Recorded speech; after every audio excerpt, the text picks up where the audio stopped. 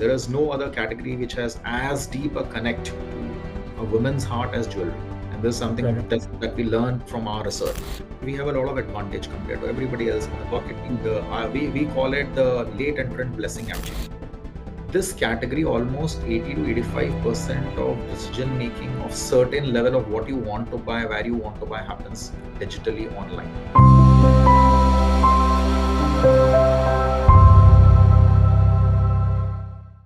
Hi everyone. Will an investment of rupees 5,000 crore be enough to become one of the top retail brands in the Indian jewelry market? The Aditya Birla Group is about to find out. Its own brand, Indriya, was launched almost exactly 1 year ago. The jewelry market in India is enormous, with sales of over rupees 6 lakh crore annually. But it's also very crowded. There are countless family owned stores, strong regional brands, and plus there are the giants like Tata's Tanishq, Kalyan Jewelers, and Malabar Gold and Diamonds, among others. Just to give you a sense of how late Indriya is to the party, Tanishq was launched 31 years ago in 1994. To understand how Indriya intends to catch up, we are speaking today with Shantiswarup Panda, the CMO at Novel Jewels, the holding company for Indriya. So let's get started.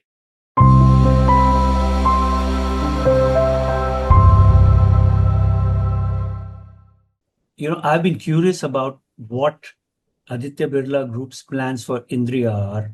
I've been wanting to know. So I'm really happy to have you on the show. Thank you very much for being here. What is the gap? So could you give us just our viewers an overview of the market, as well as a sense of what is the gap that the company saw, Novel Jewels saw, when entering the market? Yeah. So, by different estimates, the Indian jewelry market, and when we say jewelry market, we are talking about fine jewelry, which is largely gold, diamond, and precious stones, is about 7 to 8 lakh crores by different estimates. Right. Uh, if you look at this entire market and count all the players who are large national players, some of them are large, strong regional players, or a few city based players, which we can roughly call as organized players, that's up about 30 to 35% of this entire market. So there is still a very large portion of this fine jewelry market in India, which is unorganized in that sense. And these also include the mom and pop stores, the single stores that we see in any every street of this country. Right. So one of the things beyond multiple factors, what sort of excited us to enter this market was also the fact that the trend of consolidation happening in this jewelry market, which means that more and more people, because of urban displacements, because of job opportunities, there is a social engineering happening. People are moving to new, bigger cities for job and other opportunities.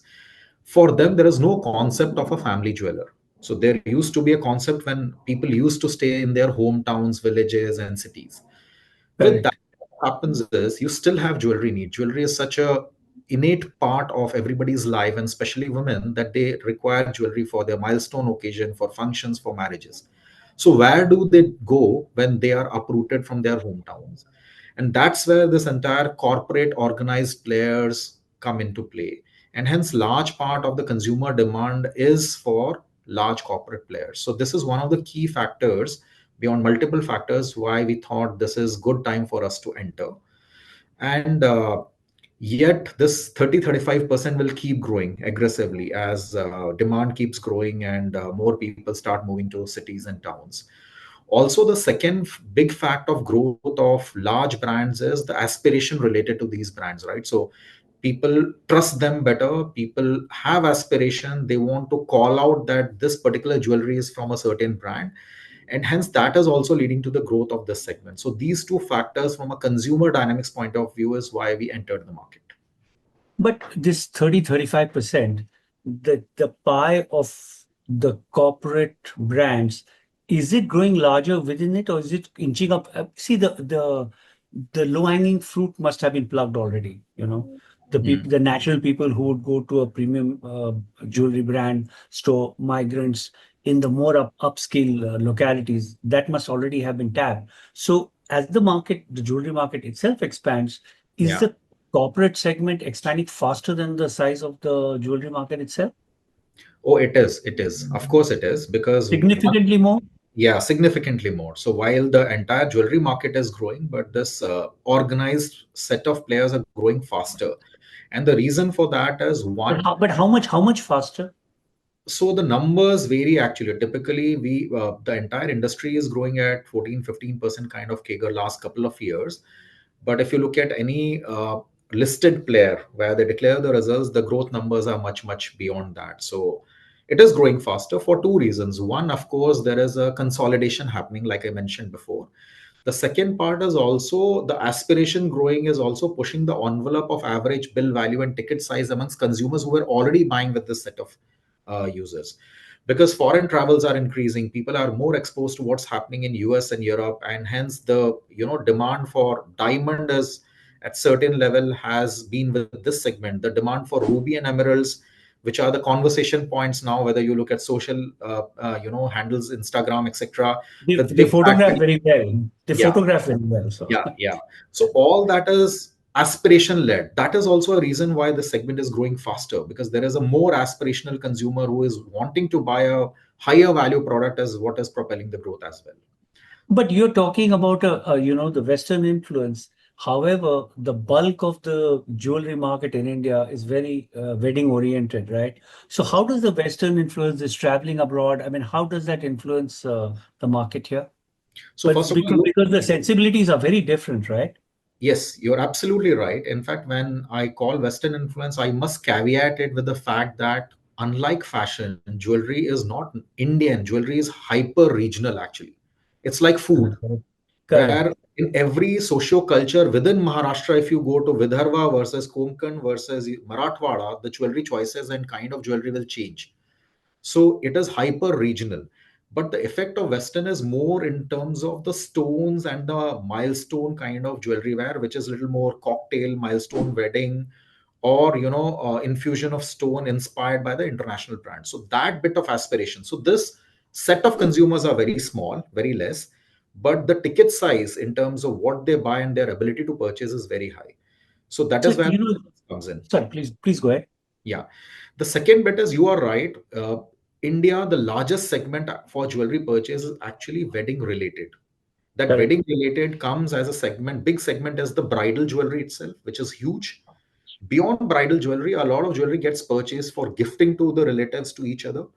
And there is a set of jewelry which gets bought because somebody is attending somebody's wedding. So it is wedding Correct. appropriate jewelry.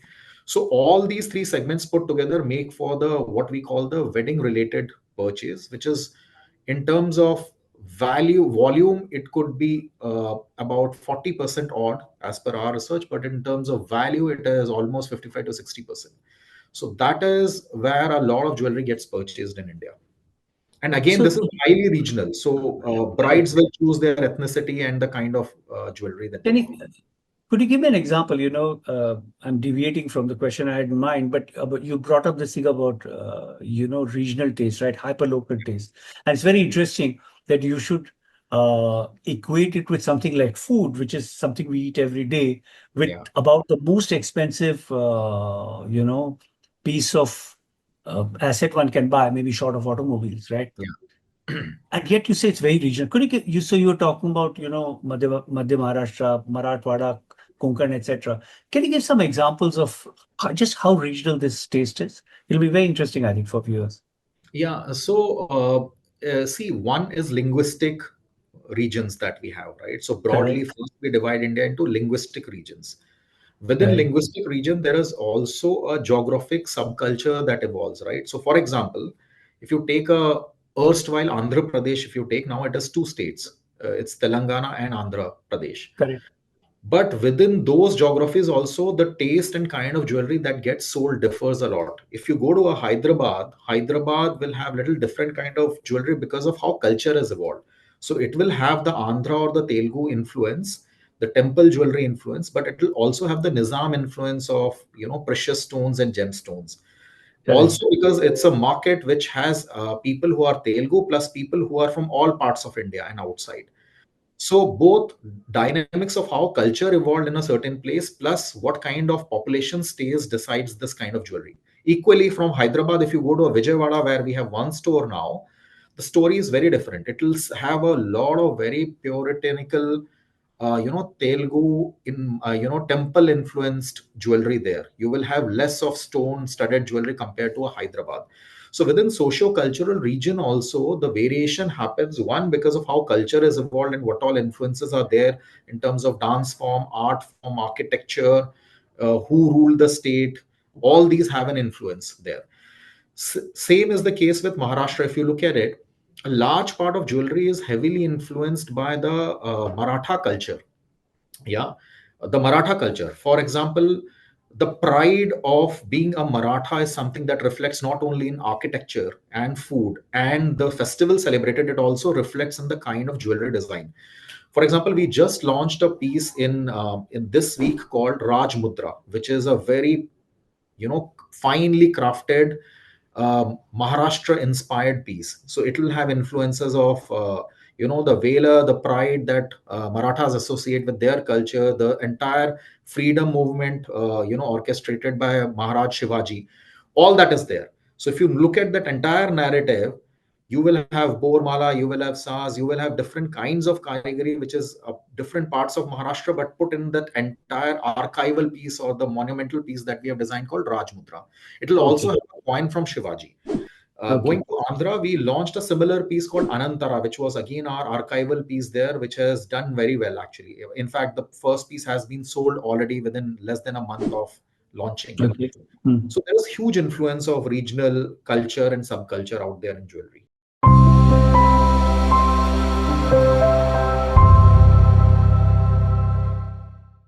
But I must point out something you mentioned earlier, which is that one of the reasons the branded jewelry chains are growing faster than the size of the market itself is because that is a very interesting point.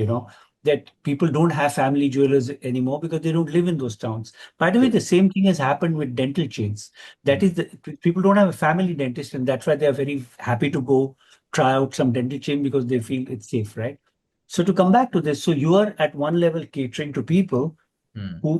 whose tastes are very regional, but on the other hand, you also taste catering to migrants who maybe if they are, the more high income, then they are more westernized, or their sensibilities maybe or from the place from where they have come, right? Right. So how do you deal with it? So you've got two cohorts, one which loves the local jewelry style, and another some person who's come to Bombay or Pune or wherever, but actually he or she has come from Bangalore or from Yeah. Delhi. So their Yeah. sensibility is very different. How do you deal with these two separate cohorts in the same store? Yeah, so the way to deal with it is we have to have a very deep understanding of catchment where we are opening the store. So our way of operating is every store that we open before we finalize the location, we do intense catchment study. And Okay. this is a task which is taken up by a team and extended teams who are outside of the company. What it helps us do is to figure out, typically in a jewelry market, what happens is the shopping behavior is people typically shop within 8 to 10 kilometers of where they stay, right? So that Okay. it's very catchment driven. It's not All like right. a destination shopping behavior shown, Oh, but okay. still there are destination shopping places in large cities. There are places, but typically it's local catchment based. So it's very important to understand the taste of the catchment, the ethnicity of the catchment, and what kind of people stay there, right? To give you an example, we have a store in Borivali in Mumbai. Now, Borivali East versus Borivali West is very different kind of ethnicity. This is what we Okay. figured out. So there are all kinds of people, but there are more Gujaratis on the western side of Borivali. There are more Maharashtrians on eastern side of Borivali, and then there is influence and mix of all other ethnicities. All right. Now, if you understand this deep at a catchment level and a society level, you also understand what kind of jewelry you have to put live and display in your store. So then when we start plotting a store to say what is a design which is possibly a pan India or little more Cosmo, what kind of design appeals to a Gujarati customer, what kind of a design will appeal to a Maharashtrian customer, because these two are predominant ethnicities there. And hence the way the entire planning and plotting of merchandise inside store happens is basis this understanding of catchment. And then we ensure that there is relevance of ethnicity plus there is enough of each category, which is finger ring to hand to necklaces to earring and all like Yeah. accessories. Yeah. So, going by your website, and there was not so much available on Indriya otherwise that I could find. But going by your website, it would seem that you're focused more on heavy jewelry at this point in time, or anyway, that's what the website suggests. And the pieces are pretty expensive, are very expensive. Are you focusing on the wedding and associated segment? And if yes, my next question is, could you explain how have you positioned Indriya? And I have a related question also, which is that if it is true that you're, at least in the first instance, going after the wedding and wedding associated market, but weddings are seasonal in nature. I mean, 60% of the weddings would happen in 4 to 6 months. So then Yes. how do you, what does the store do for the rest of the time? So I know I have two questions. One is, A, are you primarily focused on the wedding market? And if yes, tell us a little about the positioning, uh, and also about what happens in the remaining seasons when weddings are basically happening at a very low frequency, low scale. Okay. So interesting question. Your observation is quite right about the website. When we thought about website, we realized that website is our visiting card for a customer. So when somebody Correct. hears India, the first thing that anybody does is to go to a website if there is one and figure out, oh, what is this brand all about, right? So Correct. we designed it to our belief very tastefully to ensure that the introduction of who we are is done very well through the website. So you would Okay. see design elements which are very differently done compared to what you would find in the market. It is more storytelling approach rather than a catalog approach of what all we have, because we want to come to what all we have as a second step, not as a first step. First, we want to Oh, introduce who we are. And correct. that's what the website attempts to do beautifully through a very storytelling kind of a navigation and customer experience. With design only, we have infused more higher value prices there, and that is by design, because we also wanted to build a credential for a completely new brand which is coming after there are so many players. We could be the 100th brand in the market, Correct. right? So to create an impact, you have to create impact through every element or touch point of consumer, which is what the website's purpose is now. But having said that, if you go to the website, we have now 5,000 plus products infused there as catalogs, which you go deeper into navigation by category, by occasion, you will get all those segments. There, the starting price is obviously sub lakh, and it goes up to the very high price point jewelry that you see there. And hence, our endeavor is to keep updating that catalog so that more and more of everyday wear to milestone occasion wear jewelry is exposed to consumer. Coming to a question of who we are, do we have focus on bridal? The answer to that is we are a jeweler for all occasions and all segments. That's how we want to position ourselves, right?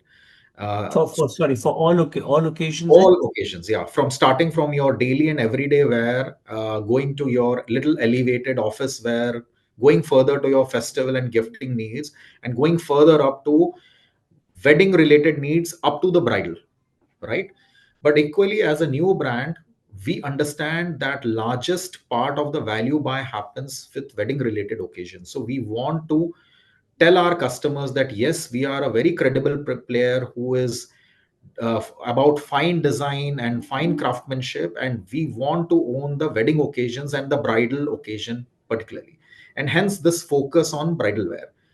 And coming back to your question, yeah, weddings are seasonal. There are muhurt and time where wedding happens in couple of months, and there are seasons where there are no wedding happens because of inauspicious period that people believe in. Correct. So there is a fine balance between what you want to do in terms of everyday daily wear, elevated occasion wear, which is non-bridal, as well as when you sell studded jewelry, which is about diamond, polki, color stones, which has nothing to do with auspiciousness or wedding occasion.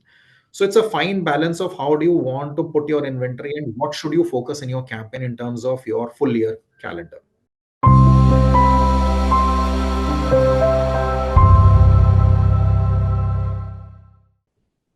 Okay, so what was the point you were making about the stones? That the purchase of stones is not It is not. It culture. is not. It is not as much Not related seasonal. because typically people look at auspicious season when they're buying something for a puja like a Akshay Tritiya or Correct. Dhanteras, or wedding jewelry. People are very particular, and some Right. ethnicities are particular.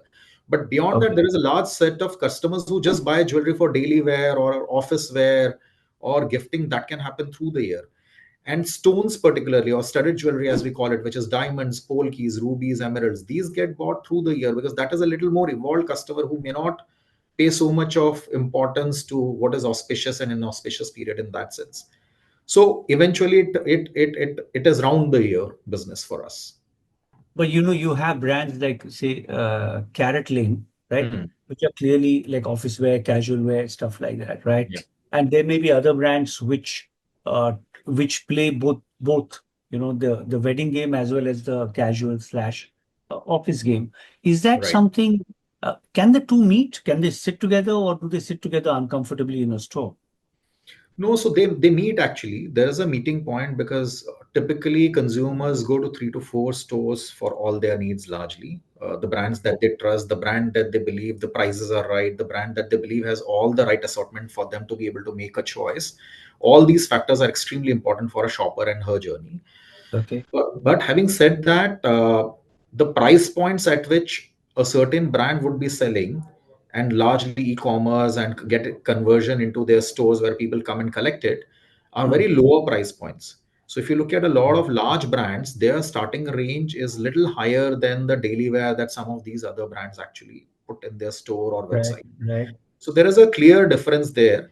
Also, the caratage makes a difference, right? So I mean, from 14 carat to 18 carat to 20 to 22 carat, the price of gold in a jewelry could vary a lot depending on caratage and purity Correct, of gold. right. That also makes a difference there. So to answer your question, yeah, we have customers who come for very basic entry level everyday wear product, and we have seen customers demanding for a particular design to be made for them beyond what we have. But the people who come in for, casual daily wear and they're looking for pieces between 5,000, 3,000, 10,000, 12,000, 15,000 type of stuff, don't they get daunted when the advertising or the suggestion is of, a necklace which is like 6 lakh bucks? Mhm. So doesn't it put them off? Wouldn't they rather go to some smaller shop? Mhm. Doesn't it make them feel inadequate sometimes, just the splendor Yeah. of the store? No, no. So fair question. First of all, 5,000, 8,000, 10,000 is not the range at which we stock jewelry. Our jewelry prices start 40, 45,000 plus actually, Oh, to be right, honest. okay. Yeah, All look at right. the gold price. Gold price is almost Right. 85,000 plus for 10 grams. So you cannot have Okay. jewelry, unfortunately. All right. All Coming right. back to your question of being daunting, I think you are making that comment basis the kind of large campaigns that you have seen, right? The films. And that is where, if we do limited number of campaigns, we have to build the stature of the brand and build that Correct. positioning, saying if we can do that, we can do everything, right? Correct. That's the Okay. impression that it leaves. Having said that, around the year, there is more and enough of digital, hyperlocal, social, on the ground events, activations, and campaigns that happen, which talks about two things. One, about starting price and price points. Second, it talks a lot about assortment.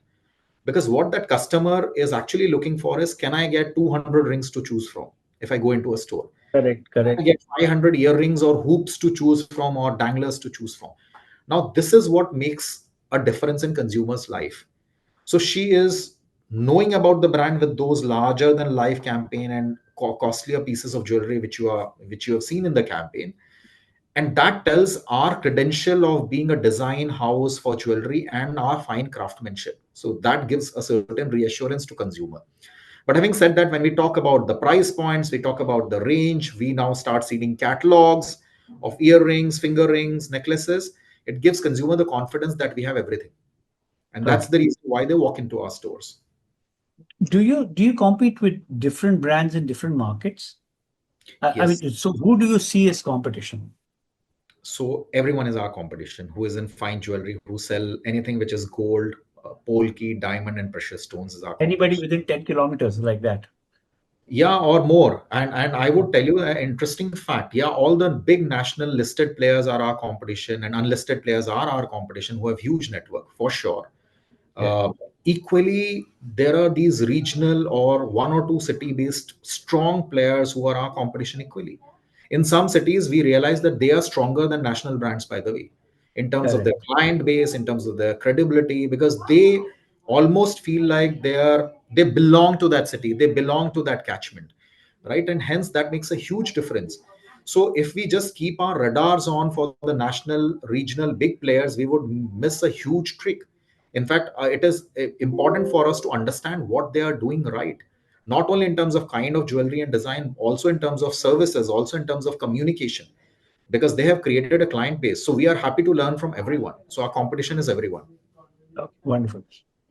There are many disadvantages of coming so late to the game because uh, all the brands you're competing with, they've been there for decades, and this is a traditional product category, right? Mhm. Um, but there must be some advantages as well of being a latecomer. I mean, one classic one is actually a brand from the Aditya Birla Group stable, which is Yeah, Birla House.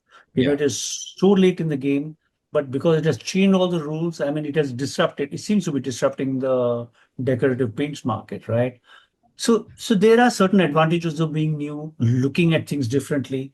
So what are those advantages that you have that you can employ against brands which are much older, much better established than you? yeah. It's an interesting question, and we have thought a lot about it actually when we were That's right. strategizing before the launch. I would say more than disadvantage, we have a lot of advantage compared to everybody else in the market. Being Mm. the we call it the late entrant blessing actually. Mm. First of all, we have studied everyone in the market, from their business models to the kind of jewelry to the design to everything that they have done. We have learned a Right. lot from every player in the market, including the smaller ones who are even a city-based player, right? So we have Okay. immensely enriched our understanding of customers, jewelry design, everything from studying them. Number two is, with so much of change and transformation happening on the tech side, whether it is martech, whether it is product cataloging, whether it is how you manage your inventory, whether it is how you want to manage customer journey and experience in store, we have the advantage because we have a clean slate.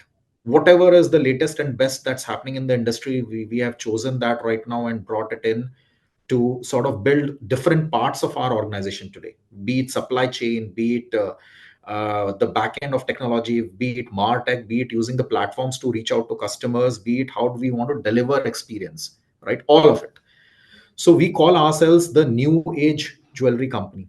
Actually, the new age, because technology is the backbone of everything that we are doing today, from back end of data management and information management to supply chain and making our stores have the right stock at the right time to interacting and building consumer touch points to experience in the store.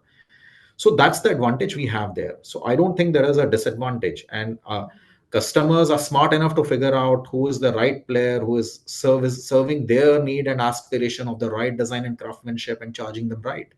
And hence we are seeing very good response to the launch of Indriya in many ways. If at this stage, does online, because it's a high value product, people like to see it on their skin, I think, right? Yes. So what role does online play for you? I mean, does it play any role at all in terms of sales, or it is only in terms of getting people to know your brand? So again, a very good question. So this category, almost 80 to 85% of decision making of certain level of what you want to buy, where you want to buy, happens digitally online. So online is that important. Yeah, online is extremely important for us. And hence, if you look at, Sorry, isn't the whole purpose of online? I mean, like they say, when you want customers to try out your car, yeah, you want them to sit in the car, come to the dealership, and let me get you into the car. you're right. Yeah, Then, right. So, wouldn't your whole purpose of online be let me get X into the store? Then absolutely, everything will absolutely, work. absolutely. Or So is it to choose a particular piece, or is it to generally excite them about Indriya? So let's go from a customer journey point of view. The first point is discoverability of a brand, right? What is this brand about? Who are they? That happens online for sure. That happens through our digital campaigns. That Correct. happens through our print, outdoor, or everything that we do, right? Right. After discoverability, the brand comes in the consideration for a customer to say, oh yeah, I'm thinking jewelry. Okay, there is one more jeweler now in the market called Indriya from Aditya Birla Group. Yeah. Correct. So you get deeper in the funnel, and then they want, suppose they want to buy earring, now they will do a little bit of search, what designs, who has, and all that. That's where the catalog becomes important. The size of catalog becomes extremely important. That's where the impression of craftsmanship, design, and whether you understand the ethnicity of that consumer very well becomes extremely important. That's why campaigns are important, because it builds Okay. from consideration to preference for the brand. Having done that, we have not enabled e-commerce. Also, if you look at the price points that we play in, a large part of it will not be on e-commerce, like you rightly mentioned.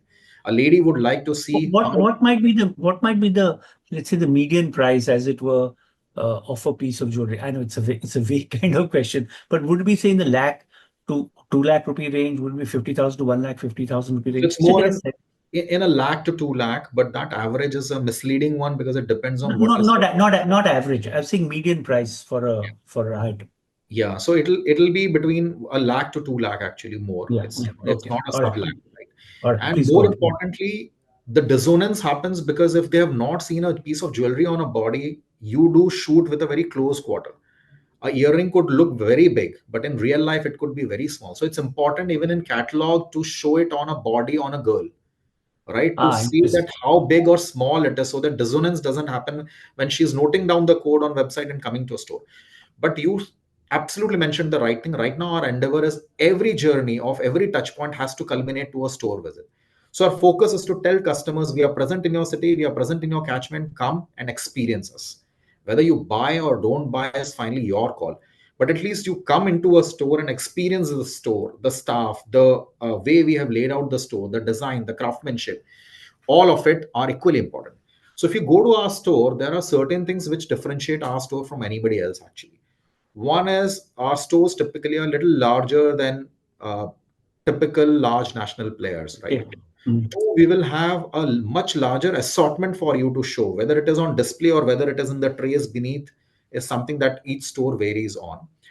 Third bit is we have spaces for people to allow them to self browse. We have self browsing unit. Typically in jewelry, everything is across the counter.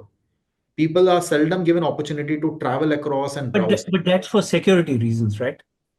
Not necessarily. You have CCTV camera across. These are locked counters, but self browse allows the customer to be without them getting into a space of saying, "Oh, I am almost feeling obligated to buy because I entered the store."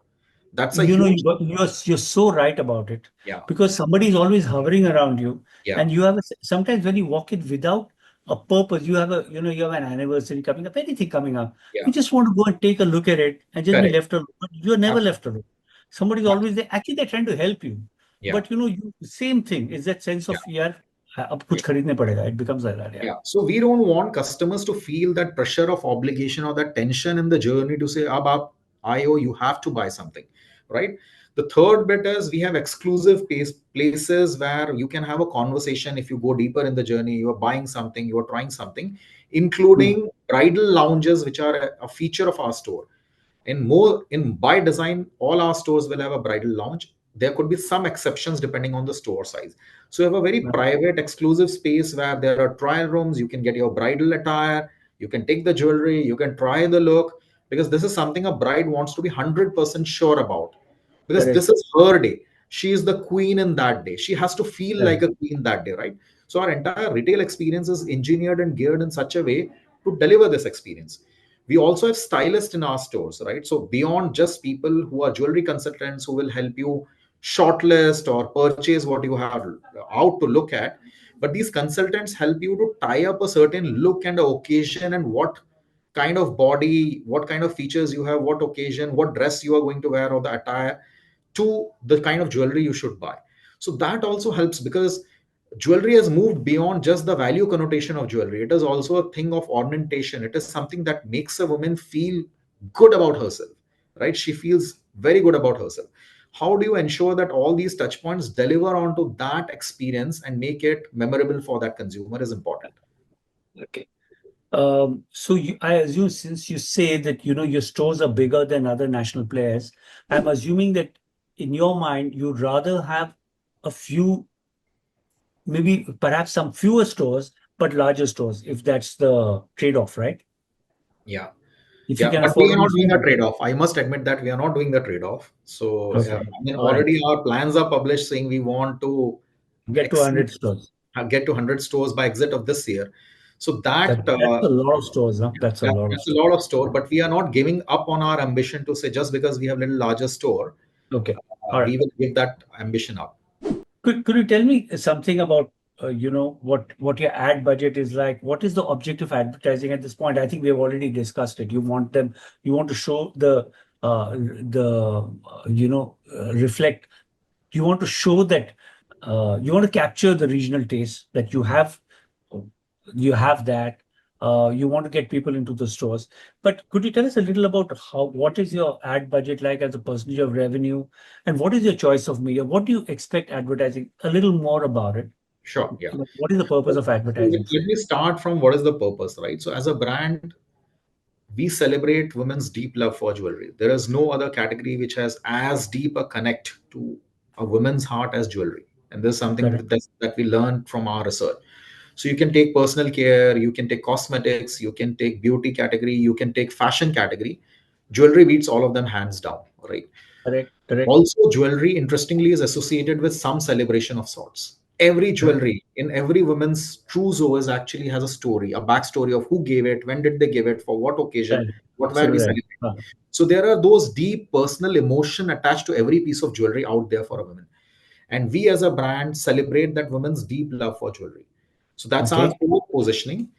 Okay. In terms of the campaign and advertising, of course we want to deliver that as the key message take out of who we are, but beyond that we also want consumers to understand that we are about exquisite design and fine craftsmanship. That's our strength.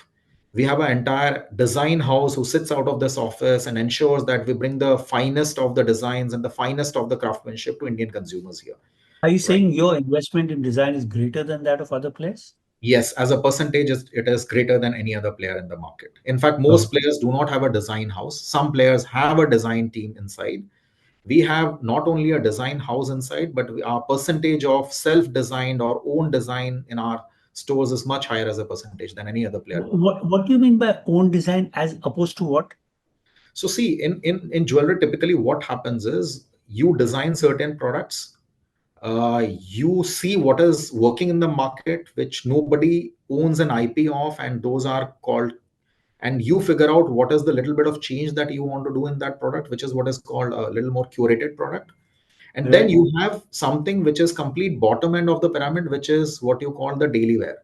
So simple 5 gram gold change link chain will be a simple 5 gram gold link chain. You don't need any design intervention in that. That is something that every karigar or vendor across the country can produce, right?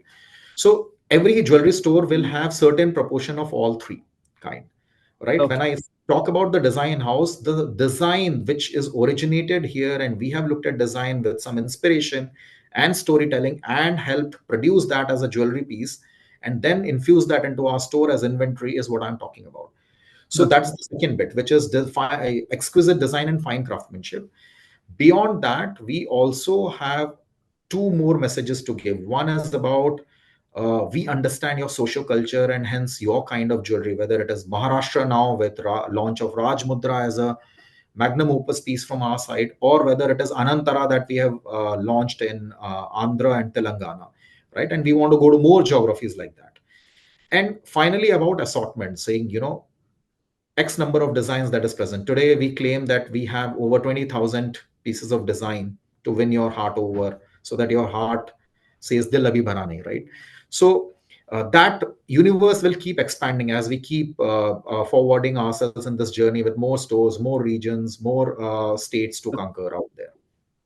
How did you decide on Dil Abhi Bhara Nahi? It's a lovely song, but how did you decide to have a So uh, these are interesting stories. Actually, we also sort of use the adage or tagline called "endless love" in our campaigns, if you see, and that's okay, we thought what is the pop culture rendition of a of campaign endless love platform?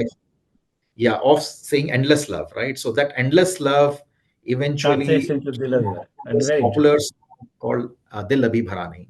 Okay. And what's the so what, and which medium are you going for primarily? What's your split of media? So we use all the mediums right now. To be honest, we started with very limited digital, outdoor, and print, but now we use all mediums that are out there available, including radio, TV, everything. But a large part of our spends does go into digital. If the largest proportion of spends is actually digital for us, Really? and yeah, Not say print, because I would think in terms of creating credibility, there's very little to beat print, right? no, so we have significant presence in print and outdoor as well. And interestingly, in this medium, both of these mediums do work actually for this category. Both print and outdoor do work. But having said that, when you look at our strategy, we have been very focused on a catchment driven campaign strategy. Okay. So you would be surprised that if you go to a Bangalore and you ask people what is Indriya, they may not even know about it right now. And that's by design. We didn't want to have a huge spillover campaigning in IPL or Miss India Universe or any of these large national makes sense. outreach time, right? We are very clear that if we are in X number of cities, those customers should know us very well. Beyond that, if they don't know, it doesn't matter. And that's with that objective, what happens is digital becomes extremely hyper local and local in a city. Print can also do that, by the way. Outdoor does that for catchment kind of a plan. So our media choices are driven by the strength that we have, which is our small Okay. scale right now. Okay. As we become big, we'll re-engineer our media mix.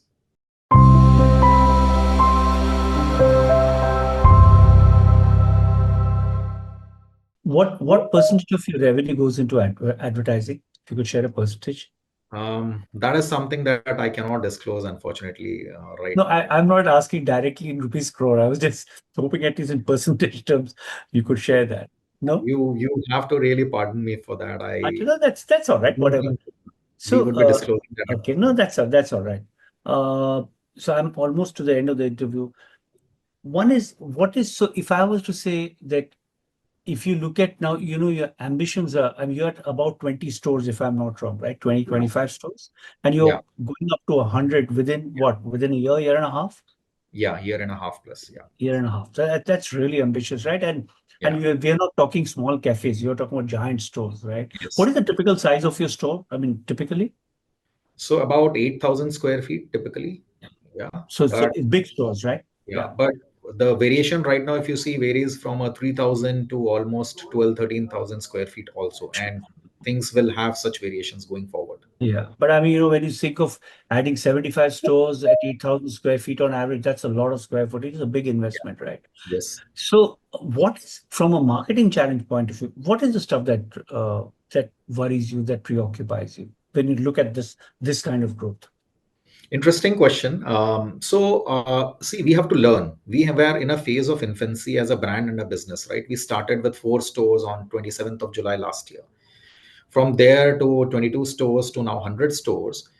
We have to learn what is the best strategy out, whether it is in terms of communication or media, right? So while we have to cut regionally in terms of creative and go hyper local in terms of content, in terms of the challenge that we have is how do we ensure that 100 stores will not happen in 10 cities or 12 cities. For 100 stores you have to have a pipeline of much larger number of stores to open 100 stores today, which means we have to go out to 40, 45, 50 cities out there, right? Which Correct. also create the challenge of saying where is the right mix of hyper local city based to a larger scale based campaign that we want to do, and hence saturate the market in a certain state or a certain set of cities, etc. So I think as a marketeer, I think that is the biggest challenge to observe when is the mix right time for the mix to change from hyper local regional to pan state to pan nation actually. And where is the economics coming? So we measure very closely. We measure the cost of impression, the cost of view, the cost of click across every medium that we do. How do we ensure that as scale happens, that cost significantly does not go up while mediums keep changing? We could deploy satellite television going forward, but that could be more cost effective. The cost per view could be much lesser there versus the hyperlocal strategy that we have right Correct. now. Correct. So these are the But challenges that we have. okay. Okay. And one last question for you, which is that, you know, I mean, you've been in Unilever for many years, then you were with Raymond, and now you're in the jewelry business. When you look back at your career, okay, if Yeah. you were addressing a class of MBAs, or and not necessarily MBAs, but young people who are coming into marketing, into advertising, Yeah. what if you had a word of advice for them, what would you say to them? Okay, this is a little surprise question, but let me address that. So first of all, I have been lucky in many ways to have enjoyed every stint and most days of my work life so far across different companies. So people typically, many people I have seen, many classmates, friends, colleagues I have seen, they don't enjoy work, they do work. They do work hard, they produce fantastic result. I have enjoyed almost every day of my work. I've been lucky in that sense. That doesn't happen to most people. So my small piece of advice or suggestion rather would be, please do what you enjoy doing, right? And if you enjoy doing, you will do your best in that space. Particularly for marketing, my small piece of suggestion is, categories don't matter. This is what I have learned across, from Okay. FMCG to durables to fashion to jewelry now. What really matters is the deep understanding of customer, market, and business models. And that is what gives you the ammunition or the strength to uncover insights and touch upon the right insights to ensure you are able to build credible business at scale. And hence, keep an eye on this basic understanding and learning before you take a step, before you design a campaign, before you launch a business. Please understand, what are you trying to solve, or what are you trying to build, and for whom, and why should it attract the attention of that particular end user. And hence, that is the second piece of suggestion that I would leave, to say, understand your consumers categories extremely well. What is it solving? What is it building? What is the feeling that your customer is left with after having known your product, interacted with your product, used your product, is extremely important. Very good. Thank you very much, Shanti Swarup. I was looking forward to this interview because, as I said, I wanted to know what the Indriya's game was, and you've really given, I think, viewers a great overview of the jewelry market as well, as what Indriya hopes to achieve in it. So, thank you very much, and best of luck to you. Thank you, Uh, Shrikant. It was pleasure thank talking you. to you. Thank you. Yeah. Same here. Thank you. Bye bye. Bye. Bye. Bye. I hope that this conversation gave you a better sense of India's rather complicated jewelry market. We'll be back again next week, this time to talk to Kunal Sharma, who's the CMO at KRBL. This is a company that markets India's biggest basmati rice brand, India Gate. I'll see you then.